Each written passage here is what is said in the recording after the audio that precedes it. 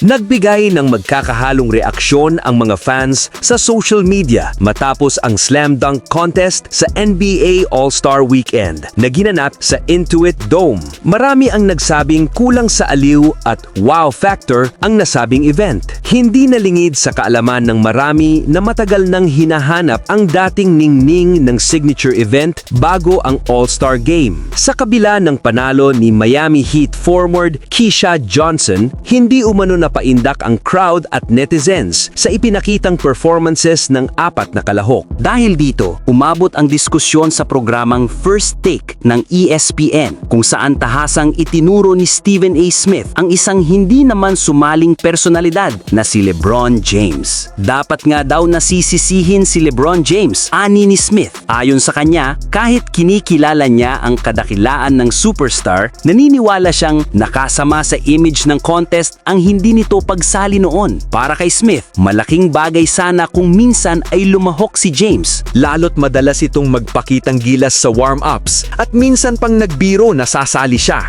Bagamat walang direktang ebidensya si Smith, ipinaimatig niyang maaaring nakaimpluwensya ang desisyon ni James sa ibang star player ng liga na umiwas din sa dunk contest. Malayo na raw ito sa panahon ng matitinding duelo ni Zach LaVine at Aaron Gordon. Sa mga nagdaang taon, naging crowd favorite si Mac McClung na nagwagi ng 3 sunod mula 2023 to 2025. Ngunit ngayong taon kasama ni Jackson Hayes ng Lakers, Carter Bryant ng San Antonio Spurs at Jace Richardson ng Orlando Magic, hindi pa rin nasiyahan ang marami. Para kay Smith, kulang sa star power ang event. Huling kilalang all-star na nagwagi rito ay si Donovan Mitchell noong 2018 na nooy naglalaro pa sa Utah Jazz bago lumipat sa Cleveland Cavaliers. Sa ngayon, malinaw na hamon para sa liga kung paano muling maibabalik ang dating sigla ng slam dunk contest.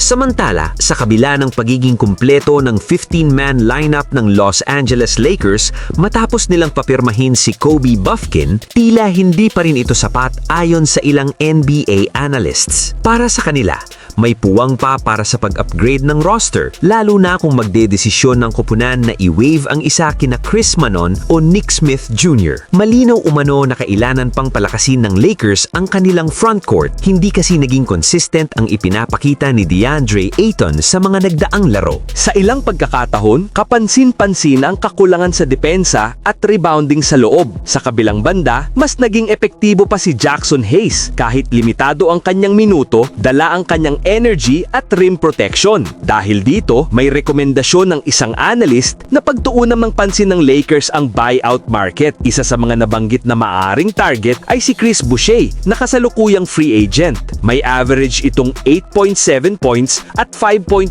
rebounds, kasama ang 48.7% field goal shooting. Malaki ang maitutulong niya sa second unit ng Lakers, lalo na sa depensa at rebounding. Ang kanyang haba at kakayahang maglaro sa loob at labas ay maaring magbigay ng dagdag na versatility sa rotation. Isa pang tinitingnan ay si Kevin Love. Bagamat hindi pa opisyal na nawawa-wave ng Utah Jazz, may posibilidad itong mangyari dahil sa pagiging loaded ng kanilang frontcourt matapos makuha si Jaren Jackson Jr. Isa ang Lakers sa mga nangungunang kupunan na posibleng puntahan ni Love, lalo't dati na niya itong nakasama si LeBron James. Kung sakaling makuha, makatutulong si Love sa bench scoring, floor spacing at leadership sa second unit. Kilala siya sa kanyang basketball IQ at kakayahang kumuha ng crucial rebounds, isang aspeto na kinakailangang mapalakas ng Lakers. Sa huli, kahit puno na ang lineup, malinaw na may mga galaw pang maaaring gawin ng Lakers upang mas maging kompetitibo sa nalalapit na yugto ng season.